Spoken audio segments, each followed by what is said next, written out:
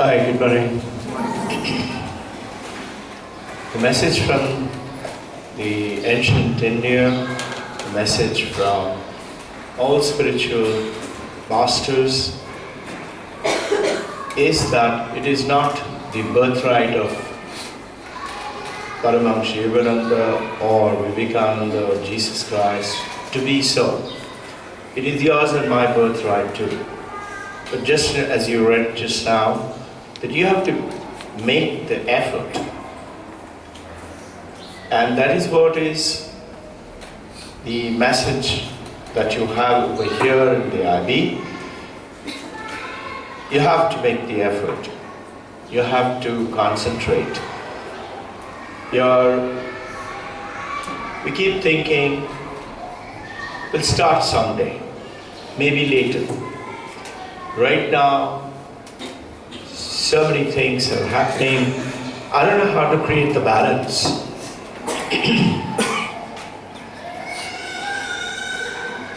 When you don't create the balance, there is an imbalance. An imbalance causes suffering. So, in Bhagavad Gita chapter 9, as explained by Paramahamsa Yogananda, called God Talks with Arjuna, the exact point he's talking about. We think that after all we have to also eat and take care of our family, look after my wife, husband, children, parents. What about my office chores? What about those duties? It is not complicated. It is very simple. The great masters tell that whatever you do, as long as you start understanding that you have that essence within you, start to discover it.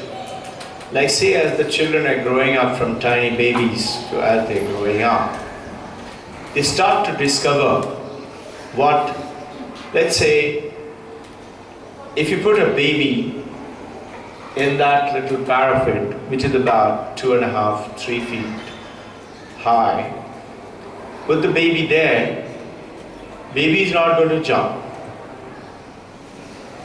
But put a 6-7-year-old child, he'll jump. So what has happened? He has discovered, he has come to know, I can. You put an 80-year-old man there, he'll not jump. He'll sit down, put his leg out and slowly get up. So this knowingness that you have to discover. And the great masters are telling us that yes, you can. What is the problem? Where is the problem? Problem is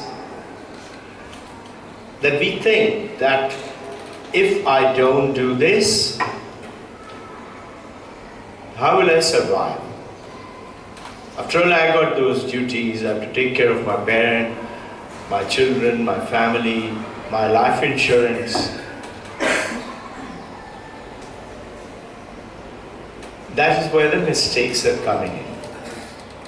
So in Bhagavad Gita, chapter 9, Krishna is telling Arjuna that if you continue to do whatever your chores or wherever you are, let's say you're playing the role of a wife, role of a husband, role of a daughter, role of a son, or role of a parent or a wife or a husband, whatever you're doing, you do that 100% by thinking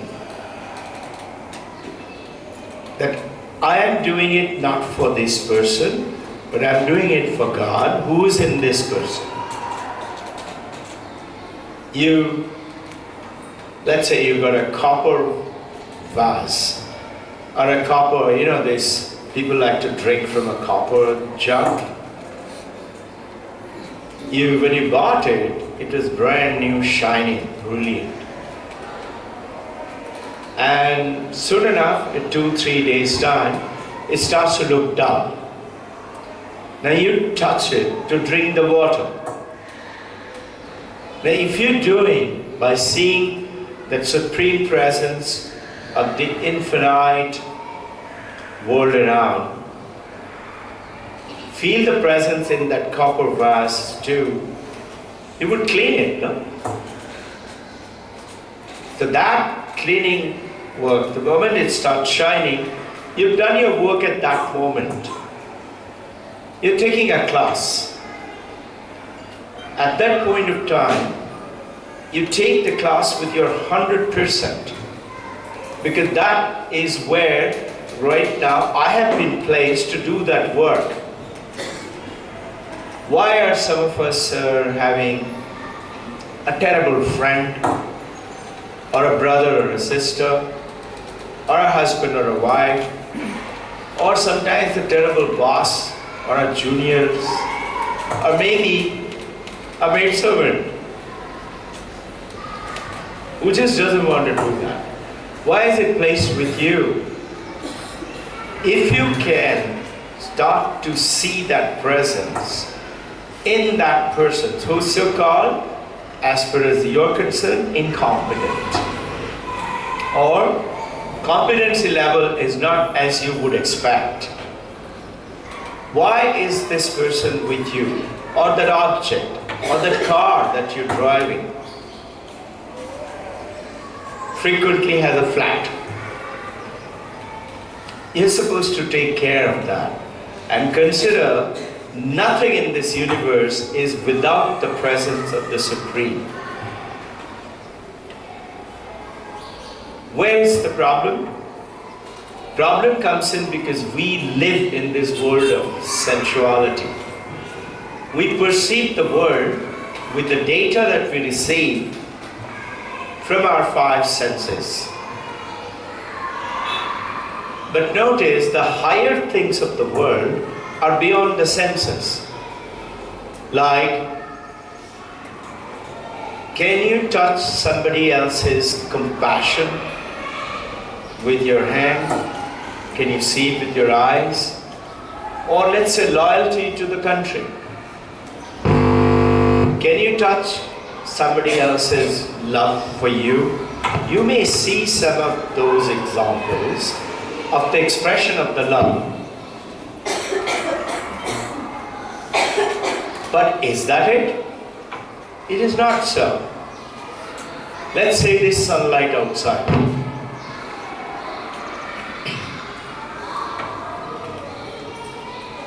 Now it is day.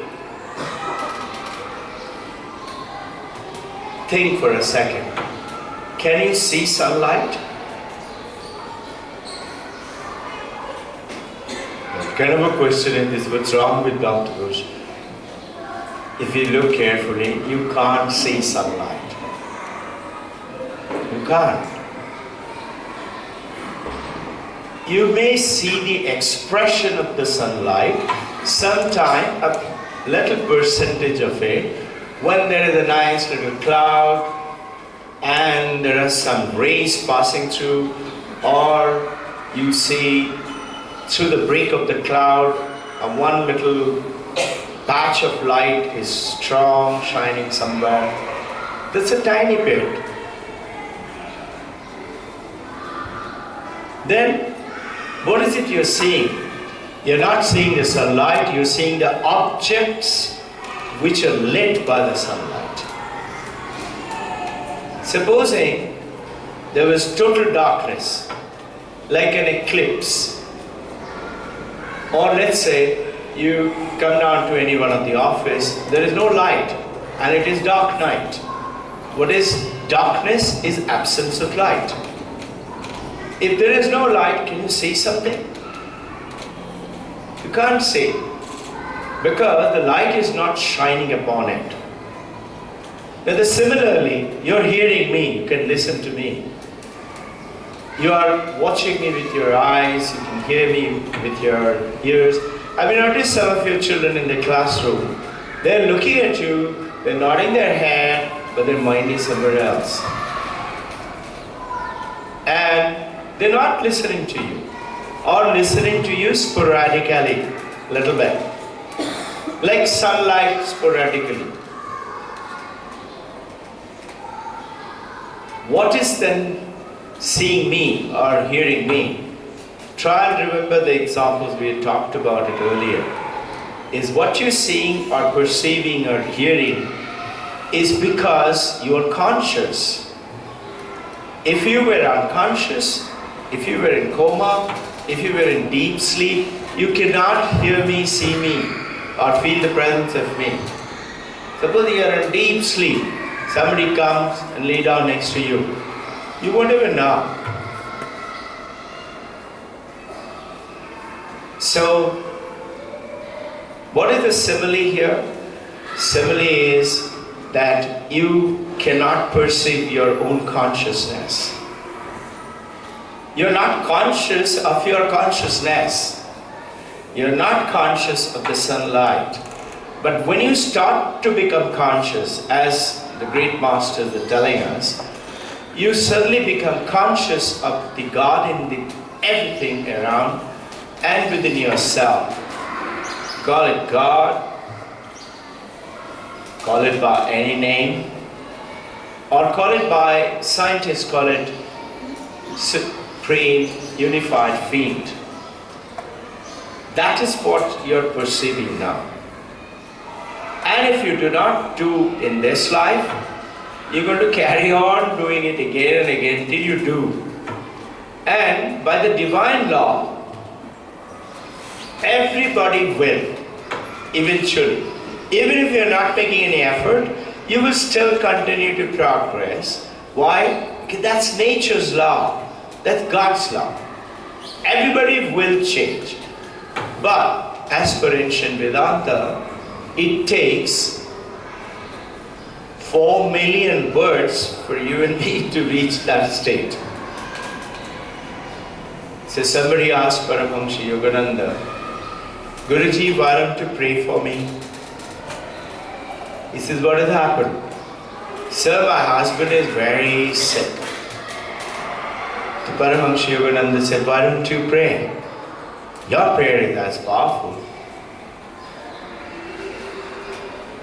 He said, the devotee was saying, sir, my prayers don't work. You pray. The Paramahamsa Yogananda said, do you know, I used to be like you. I also thought my prayers don't work. But I learned that I could pray which will work. And I kept praying and praying and praying. I'll give you an example. When you start to do this, every moment of your day, whatever you're doing, you can't do it all the time. But as much as you, without jeopardizing the task in your hand. The task has to be 10 out of 10, 100 out of 100. If I ask you, how good a daughter, how good a son are you? 1 to 10. 1 is least, 10 is perfect. How good a mother are you? How good a father? How good a friend? You will see 1 to 10, 1 is least, 10 is perfect. Very rarely you will mock yourself, 10 out of 10.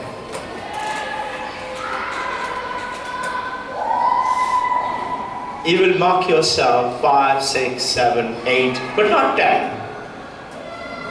But if you start thinking, just thinking, I am a 10 mother, I am a 10 father, automatically something will happen to you. Example, let's say you're a wife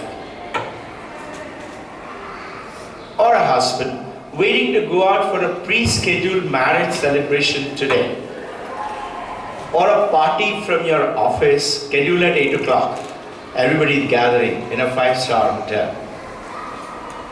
Now your husband or the wife is working in somewhere else and had promised to come by 7 o'clock. You're run up 2-3 times and they're saying, yeah, I will be there.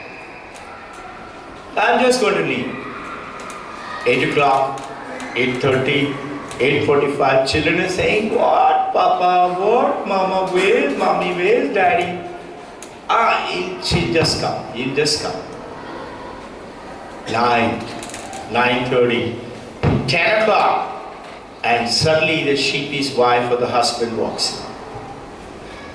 Now, supposing you called yourself, I'm a 5'6" wife, 5'6" husband. What are you going to do? Right? Supposing you say, I'm a 10 out of 10 wife or a 10 out of 10 husband. Have you noticed? You will say, I know, something must have kept you very busy. Shall I give you a glass of water? Can I give you a cup of tea? Doesn't matter, we'll go a little late. It's okay. That's called considering your consciousness, you have it with you. That is why you will find sunlight is perceived by you. You see, if you see God in your husband, God in your wife, how can you fight? You don't fight with God. You can pray to God. You can say, God, please. And that's what Paramahansa Yogananda is saying. Why don't you pray? Now, we have lots of examples. Lots of them. Unbelievably. But they happen if you just pray. Just one tiny prayer, and it's not required to keep on repeating. If you keep on getting it in your mind, go ahead. But to pray, you have to concentrate. To concentrate, you have to have a willpower. And to build the willpower and the concentration, you have to meditate. And to meditate, you have to learn to be able to sit. Otherwise, if you sit down for meditation, you just watch. There's Ram is laughing. And she's been through it. Suddenly something will happen, you'll do like that. Suddenly say, I think it's hot. Let me go and open the window. No, I need the fan. No, wind speed is too much. Let me switch it off. Who's pressing the bell? Somebody is coming to me.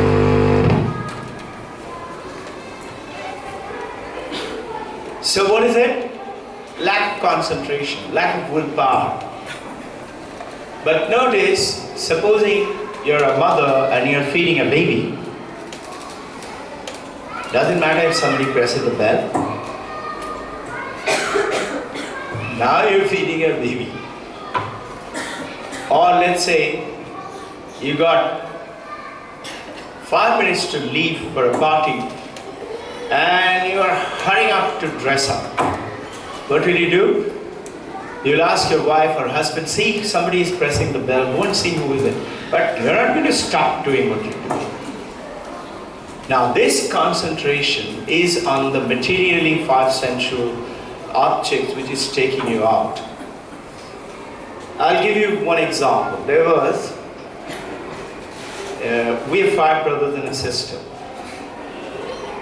Now my mother, she developed throat cancer and were declared 3 months to live. She was in a lot of pain, a lot of discomfort, and everybody had more or less decided mommy doesn't have, like you and I would do normally. I prayed. I hadn't even gone to meet mother. I was far away, and in the Air Force, such kind of holidays you can't just have. Maybe you will get 2-3 days holiday, go see and come back quickly.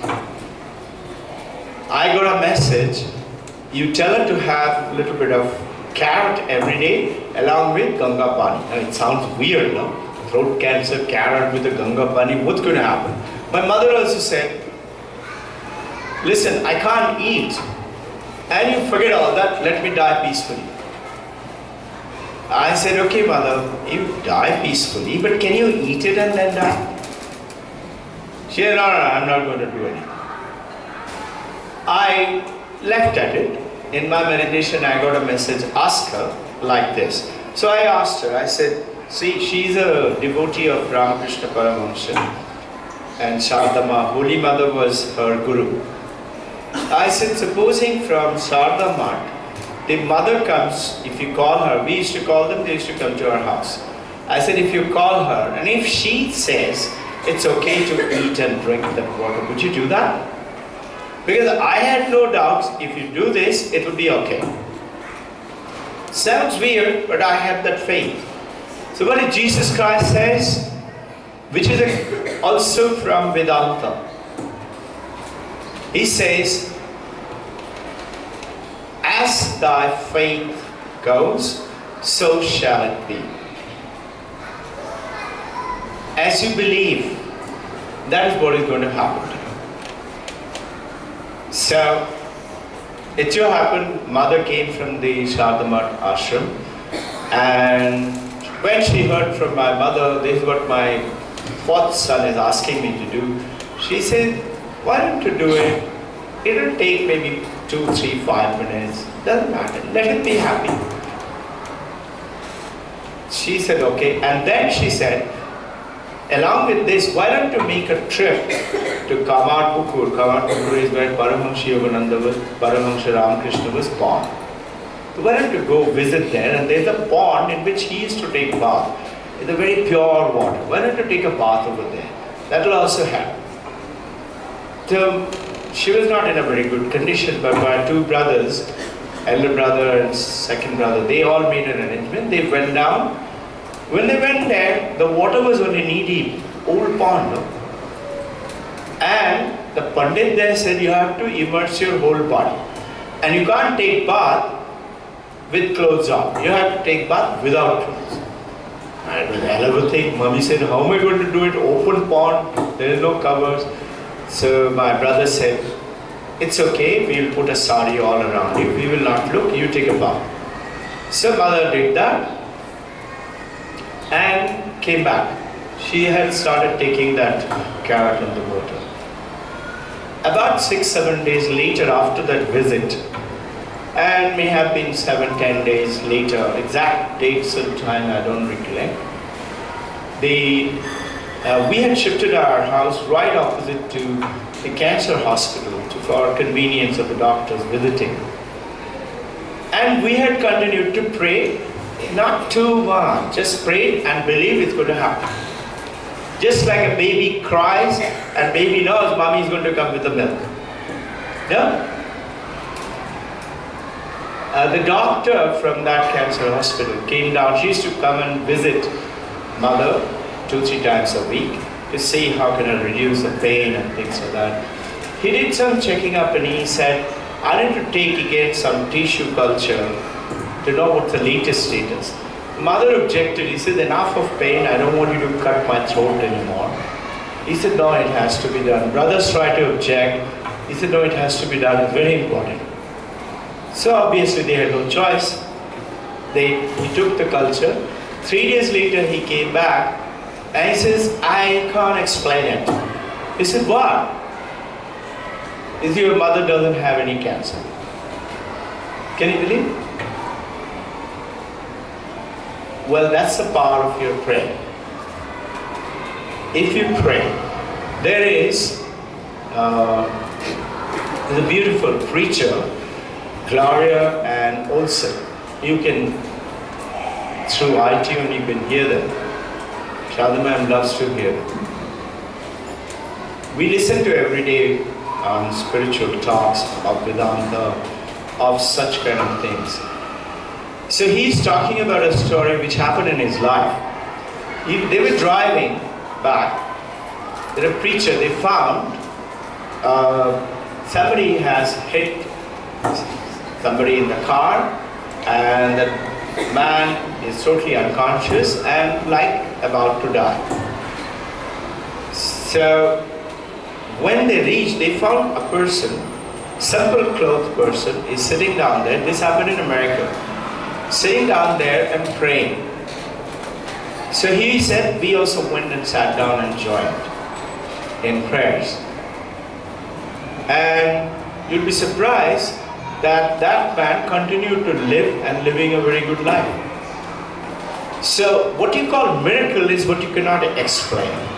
But they do happen all the time in your life. All you have to do, supposing you want your checks not to bounce, you have to make deposits, right? Can you keep doing withdrawal without putting money in the bank? Similarly, your prayers work more effectively if you keep contribute, make deposits. It's the same thing, let's say, wife or husband says, you don't love me anymore. Because you and I have forgotten to make deposits. We think it's okay, granted. And when the same husband and the wife dies, then we cry, what am I going to do? And then you will put a garland, at least every day or once a week, and put agarbatti and diya and cry. Why don't we put the garland today? Even though alive. Meaning, make deposits. Similarly is this connection. The great masters are telling us again and again that this life of the human life is meant for us to get connected with who? Forget about all those big talks of Allah and God and things like that. With you. Who is this consciousness? You. It's within you. Have you noticed? You cannot experience the consciousness of another person. Whether that boy in the class is conscious listening to you or not, you can't. If you had a switch, you would just switch it on, no? Everybody's conscious. You can't do that. But what you can do is with your consciousness, you can empower them. And that with your consciousness, how do you empower? Very simple. You smile a lot. You nod your head. When two children are coming and say, "Ma'am this and ma'am that," and you put your hand on both of them, and what do? You take out these better human qualities from within you onto them, and what do you awaken? Their better human qualities. Automatically, I often do that. Two kids have come down for chill out. So they chill out for a while. Then I call them and ask them, why are you chilling out? I don't know. I said, okay, chill out for a little while. I don't tell them whatever teacher or the coordinator has told us. After a while I asked them, why are you chilling out? Sir, because he hit me. I said, okay, if he has hit you, then he should chill out. Why are you chilling out? He is thinking. I said, you go and chill out for a little while. After a while he said, sir, because I hit him. I said, okay, tell me, are you a dog? He said, no. Then why are you fighting like a dog? Are you a monkey? No. I said, then why are you slapping each other? Are you a donkey? He said, no. Then why are you kicking each other? Why are you scratching and biting? Now, this is a gentle process of bringing up that consciousness within them. And believe that your prayers will work. If you say it's not going to work, it's like getting married and thinking, what if I get divorced? Do you get married like that? Do you start a business thinking, what if it fails? Now, so this is your very simple faith, understanding. How can it be? Come whatever may, however difficult it is, I am going to make it work with God's help. That is it. Have a nice day. Keep smiling.